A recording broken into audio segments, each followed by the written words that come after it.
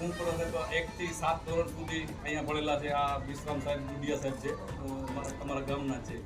એ અત્યારે રિટાયરમેન્ટની તૈયારી છે. મારે હજી આવતા જાન્યુઆરીમાં રિટાયર થવાનું છે તૈયાર તો 1 થી 7 સુધી હું અહીંયા ભણ્યો છું. પછી 8, 9 અને 10 મેં મુંદ્રા, પછી 11 12 ત્યાં કરેલું છે અને કોલેજ મેં ભુજ કરી. તો આપણા સાહેબ અમારા ગામની હું વાત કરું તો આપણે એવું કહેવાય કે 18 આલમ. તો અમારી ગામની અંદર કોઈ જ્ઞાતિનો એવો વ્યક્તિ નહીં હોય કે નહીં રહેતું હોય.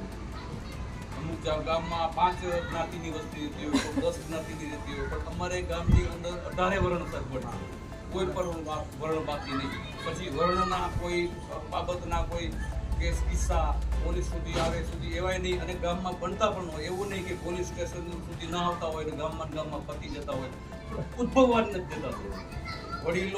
વડીલોની એટલી બધી કૃપા છે, બધા ઓલા ઉપર જવાનીઓ છે એ પણ વડીલોનું એટલું બધું માન રાખતા હોય છે.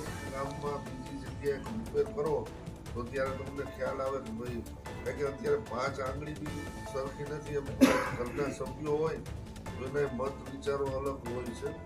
કોઈ એક ભાઈ આમ કે એક ભાઈ આમ કે, પણ ત્યારે તમારું ગામ એક યુનિટી તરફ રહે છે.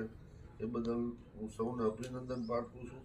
બીજું ખાસ હું જે માટે મકસદ માટે આવ્યો છું એ પણ આપને કહી દઉં કે ભાઈ પોલીસ સંબંધિત કોઈ તમારે રજૂઆત હોય કોઈ બી કે ભાઈ અહીંયા અમારે સાહેબ આ પ્રશ્ન છે, આ પ્રશ્ન છે, તો તમે મને એની રજૂઆત કરી શકો છો. એનું